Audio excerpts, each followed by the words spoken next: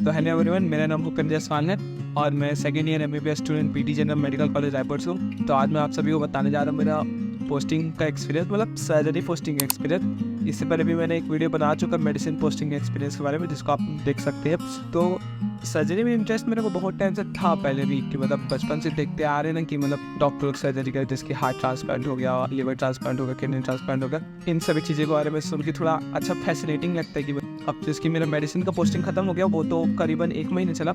उसके बाद हमारा सर्जरी का पोस्टिंग स्टार्ट हुआ, जिसकी मैं गुड डॉक्टर का भी बहुत बड़ा फ़ैन हूँ, मतलब शायद फ़ैन हूँ, मतलब अभी तो पूरा सीज़न देखा भी नहीं है, अभी स्टार्ट किया हूँ और शायद 12-13 ही एपिसोड देखे अभी तक। ठीक है, कोई बात नहीं। तो अब हम लोग मेडिसिन डिपार्टमेंट के बाद सर्जरी डिपार्टमेंट गए, तो हम लोग को वहाँ पर बहुत सारे डिफरेंसेस लगे कि मतलब मेडिसिन और सर्जरी में बहुत ज़्यादा डिफरेंस है।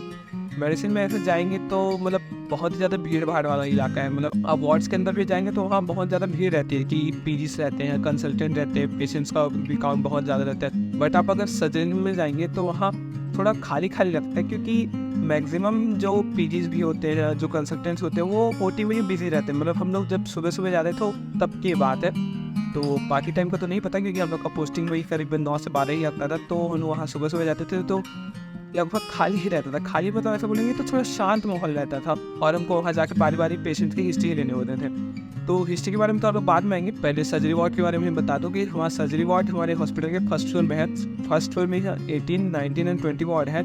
और अगर हम लोग हॉस्पिटल के एकदम लेफ्ट साइड में जाएंगे तो वहाँ ओटी है, जहाँ पूरे सर्जिकल प्रोसीजर किए जाते हैं। अब मेरा भी मन था कि मतलब ओटी जाऊँ करके, बट मैं इतना खुशकिस्मत नहीं हूँ बाकी मेरे दोस्तों के जैसे। उन लोग को ओटी जाने का मौका तो मिला, लेकिन मेरे को नहीं मिल पाया, क्योंकि हम लोग के टाइम में ऐसा बोल दिया गया कि तुम लोग अभी सेकेंड ईयर में हो, थर्ड ईयर में ज़्यादा आराम से, अभी तुम लोग को कोई ज़रूरत नहीं है, क्योंकि हमारे ऊपर अभी सीनियर बैचेस है, उन लोग को अभी उस चीज़ की ज़्यादा ज़रूरत है as compare to second year वाले। ठीक है, कोई बात नहीं। अब जहाँ तक हिस्ट्री लेने और एग्जामिनेशन करने की बात आती है, तो सर्जरी में हम लोग को सिर्फ हिस्ट्री लेना था। हम लोग को इतना बोला गया था कि अगर आप सेकेंड ईयर में हो तो आप सर्जरी डिपार्टमेंट में सिर्फ हिस्ट्री लेना, क्योंकि जो सिस्टमिक एग्जामिनेशन वाला जो पार्ट था वो हमको अभी से नहीं करना था, वो हमको थर्ड ईयर में जाके करना। ये भी एक फ़र्क है कि हम लोग जब मेडिसिन डिपार्टमेंट गए थे तो हमको वहाँ पर हिस्ट्री के साथ साथ एग्जामिन भी करना होता था। बट सर्जरी में अभी बोलेंगे एग्जामिन नहीं करना, क्योंकि सर्जरी में एग्जामिनेशन इतना ज़्यादा इंपॉर्टेंट होता नहीं है। सर्जरी में सिर्फ इंस्पेक्शन और पाल्पेशन ज़्यादा इंपॉर्टेंट होता है as compare to auscultation and percussion. और मेडिसिन में इसको उल्टा सभी चीज़ें जरूरी होती है, जिसकी इंस्पेक्शन, पाल्पेशन, परकशन और ऑस्कल्टेशन। अब जैसे कि बात करूँ मैं हिस्ट्री टेकिंग के बारे में, इस हिस्ट्री टेकिंग के बारे में तो इससे पहले वीडियो में मैं बात कर ही चुका हूँ, तो हिस्ट्री टेकिंग के बारे में इसमें ज़्यादा कुछ बताऊँगा नहीं। सर्जरी में जाने के बाद मुझे बहुत सारे ऐसे अच्छे केस मिले, मतलब अगर आप मोस्ट कॉमन केसेस के बारे में बात करेंगे, अगर हर्नियास के केसेस आपको ज़्यादा दिखते हैं, स्वेलिंग के केसेस ज़्यादा दिखते हैं, और कार्सिनोमा के केसेस, गैंग्रीन के केसेस बहुत दिखते हैं, और अल्सर्स भी बहुत देखे जाते हैं, जिसके diabetic ulcers, diabetic foot ulcers. Hernia में मोस्ट कॉमन आपको इंग्वाइनल हर्निया आपको ज़्यादा देखने को मिलता है। फीमोरल हर्निया भी कभी कभार मिल जाता है। हाँ, मैंने एक स्पेशल केस देखा था न्यूरोफाइब्रोमा का। वो पेशेंट के लोअर बैक में कम से कम बहुत ही बड़ा एक स्वेलिंग था, तो वो केस मेरे को बहुत ही ज़्यादा यूनिक लगा। वो चीज़ मैंने अपने लास्ट डे में ही देखा। मेरा लास्ट डे जब मेरा पोस्टिंग का लास्ट डे था, उसमें मैंने देखा कि बहुत ही ज़्यादा बड़ा स्वेलिंग था। न्यूरोफाइब्रोमा मेनली एक ऑटिज्म डोमिनेंट डिसऑर्डर है। तो उस पेशेंट के बारे में और बताऊँ तो जैसे कि हम लोग को पता चल गया था कि इसको न्यूरोफाइब्रोमा है, तो न्यूरोफाइब्रोमा एक जेनेटिक डिसऑर्डर है। तो अब जेनेटिक डिसऑर्डर है, तो हमने सोचा कि उनके माता पिता के बारे में पूछते हैं कि मतलब उनको भी अगर कुछ था, ऐसा कुछ कंप्लेंट था पहले करके। तो हमने उन पेशेंट से पूछा कि अगर आपको माता पिता को भी अगर कुछ है ऐसा कुछ, तो ऐसा करके। तो उन्होंने बताया कि उनके माता पिता नहीं हैं, वो अपना गुजारा मतलब रेलवे स्टेशन में ही किए हैं। उन्होंने आज तक अपने माता पिता को देखा भी नहीं है, और जो भी वो किए हैं वो अपने ही दम पे किए हैं। वो मतलब बेसिकली रेलवे स्टेशन में ही रहते हैं।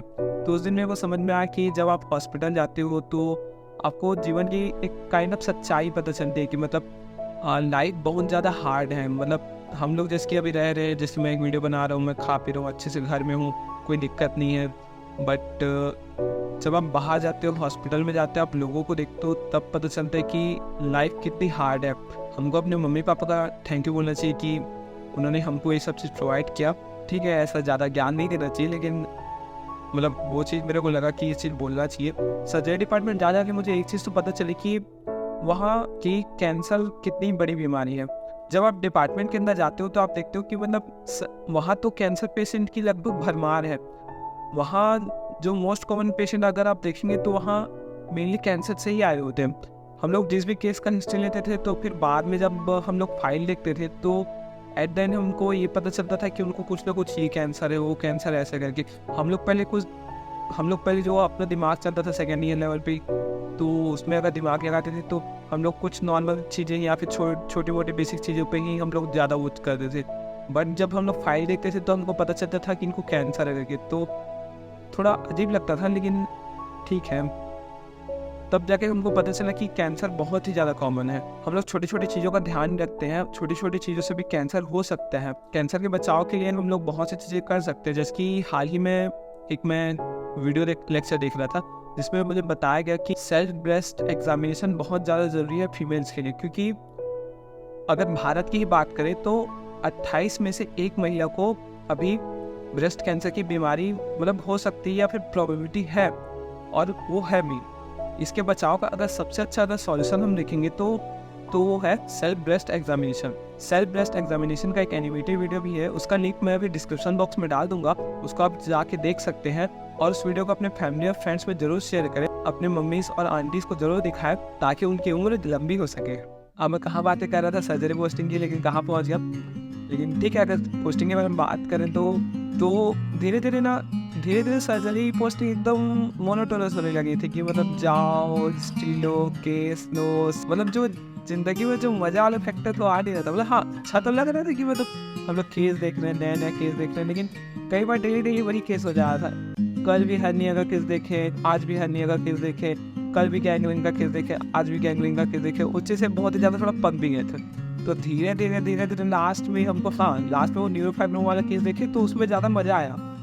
फिर उसके बाद हम लोग का लास्ट में वार्ड लिविंग भी हुआ। हाँ, वो चीज़ मेडिसिन में वार्ड लिविंग नहीं हुआ था, क्योंकि अभी मेडिसिन का मेरा पोस्टिंग बचा है, वो करीबन वो शायद नवंबर में लास्ट के 1 महीने में और है, 1 महीने और मेडिसिन का पोस्टिंग है। हाँ, तो इसके वार्ड लिविंग एग्ज़ाम के बारे में बताया तो सर्जरी का वार्ड लिविंग एग्ज़ाम मेरे को लगा कि मतलब आसान होता होगा, कुछ ना कुछ पूछेंगे छोटा मोटा बात ऐसे करके।